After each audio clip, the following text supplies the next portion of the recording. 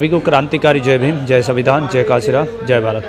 आज जो press conference करने का मुख्य उद्देश्य है, आप सभी की नॉलेज में है टोडा एतमालपुर वाला मामला जो रुड़की जिला हरिद्वार में पड़ता है।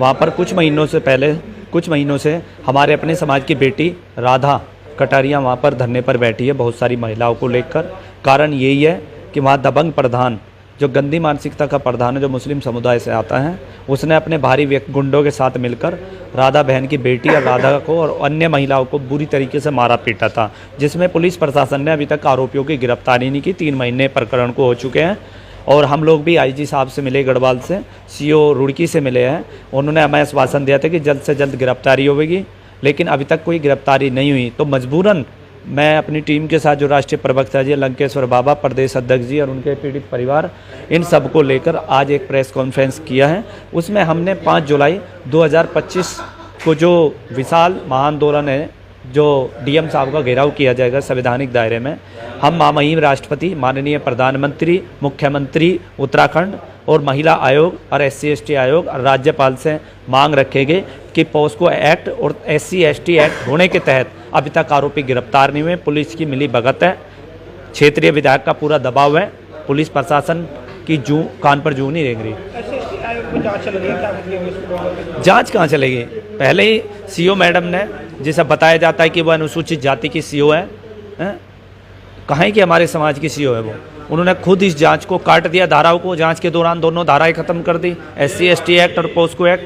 पॉस्को एक्ट में जरा सी भी लापरवाही नहीं होती, आप लोग गिरफ्तारी हो जाते हैं कहीं। क्षेत्रीय विधायक को भी कह रहे हैं आप? हाँ, क्षेत्रीय विधायक का जो पीड़ित परिवार है उनका कहना है, जब आप उनकी बाइट लोगे या राष्ट्रीय प्रवक्ता जी से पूछोगे, वे खुद बता देंगे कि भाई क्षेत्रीय विधायक का दबाव है पुलिस प्रशासन पे, जो टस से मस नहीं हो रहा है। तो 5 जुलाई को हम लोग डीएम कार्यालय रोशनाबाद में संवैधानिक दायरे में एक विशाल प्रदर्शन करके माननीय डीएम साहब को ज्ञापन सौंपेंगे। और हम कानून को हाथ में नहीं लेना चाहते, संविधान का सम्मान करते हैं। ये कंफर्म नहीं है कि कितनी हो जाए। देखो, फिलहाल तो यूपी और उत्तराखंड के ही लोग रहेंगे, क्योंकि हम इतना बड़ा, क्योंकि अब कांवड़ी यात्रा का भी माहौल चल रहा है, तो हम किसी को डिस्टर्ब भी नहीं करना चाहते हैं। तो हम तो ये चाहते हैं कि हमें न्याय मिल जाए, चाहे किसी भी तरीके से मिल जाए। अब हम सीधे तरीके से लेना चाहते हैं, लेकिन मजबूरन इन लोगों ने जो 28 जून 2025 को महापंचायत होने वाली थी, प्रशासनिक अधिकारियों ने रुकवा दी थी। हमने उनकी बात मानी, पुलिस प्रशासन को हमने कोऑपरेट किया, लेकिन पुलिस प्रशासन बिल्कुल ही नींद में सोया हुआ है, तो उसे जगाने के लिए ज़रूरी है। जो हमारे साथ मार पिटाई हुई थी, मैं उनका लड़का हूँ जी, राधा जी का। और सर जी ने जो प्रेस कॉन्फ्रेंस रखवाई, हमारे लिए ही रखवाई, और सर जी से हमने हेल्प भी ली, क्योंकि सर हमने बहुत लोगों से हेल्प मांगी, किसी नेता ने, किसी ने हमारी कोई हेल्प नहीं करी।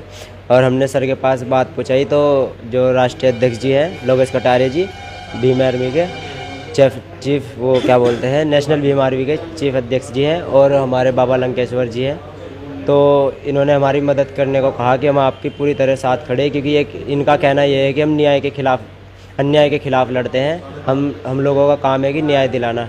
और रही बात देखो प्रधान की, देखो सब लोग ये सोशल मीडिया पे भी अपलोड है, तो जो कि वीडियो मैंने डाल रखी है मेरे फ़ोन से बनी हुई, लेकिन उसके बावजूद भी पुलिस ने कोई एक्शन कुछ नहीं लिया उस पर, जिस कारण ये हमने आंदोलन करना है।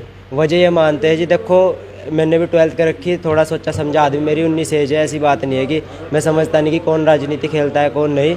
और इसमें सारा राजनीतिक दबाव है या आर्थिक दबाव भी हो सकता है, हम ये नहीं कह सकते, क्योंकि उनके मुंह से, प्रधान के मुंह से कहना है कि आर्थिक हमने इतने पैसे दे के हमने ये किया है वो किया है, वो प्रधान का कहना है। और हम ये नहीं कह सकते कि आर्थिक दबाव है या राजनीतिक, पर दबाव जरूर है प्रशासन पे, क्योंकि जो मेरी बहनों के साथ हुआ, मेरी मम्मी के साथ हुआ, शायद किसी नेता या किसी के साथ होता तब पता चलता। जो हमारे साथ मतलब इतना बुरा हुआ, हम काफ़ी टाइम से घूम रहे, और काफ़ी उमेश कुमार विधायक जी जो उनका साथ दे रहे हैं, हमें पता है, क्योंकि जब भी वहाँ पे कोई आता है हमारे मदद करने के लिए, जैसे लोकेश जी आते हैं या कोई भी आता है, तो विधायक उनके घर पे ज़रूर आता है उसी रात को।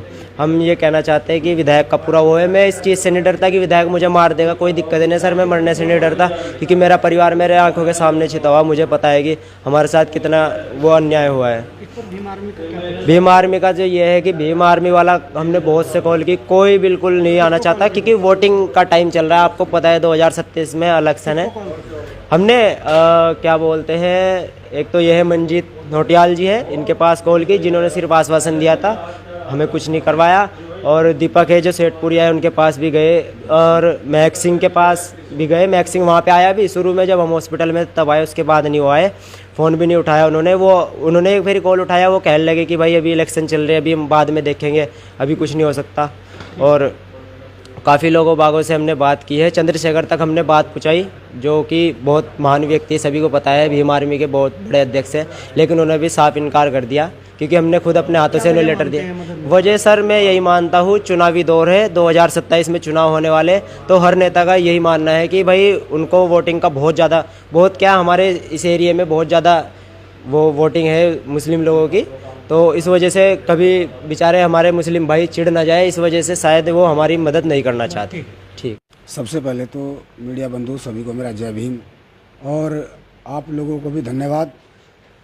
ये मामला टोडा एतमालपुर का है, जिसमें मुस्लिम समुदाय के द्वारा एससी समाज की महिलाओं को और बच्चियों को मारपीट किया गया, उनके साथ अभद्र व्यवहार किया गया, और इन लोगों ने सभी से गुहार लगाई, वो चंद्रशेखर भीम आर्मी हो और यहाँ के प्रदेश के जो अध्यक्ष रहे महक सिंह, और अभी शायद आज़ाद समाज पार्टी के प्रदेश अध्यक्ष हैं, उससे भी बोला गया। ये सभी लोग वहाँ पर गए और इनको आश्वासन दिया और कहते हैं कि फैसला कर लीजिएगा, हमारे इलेक्शन चल रहे हैं।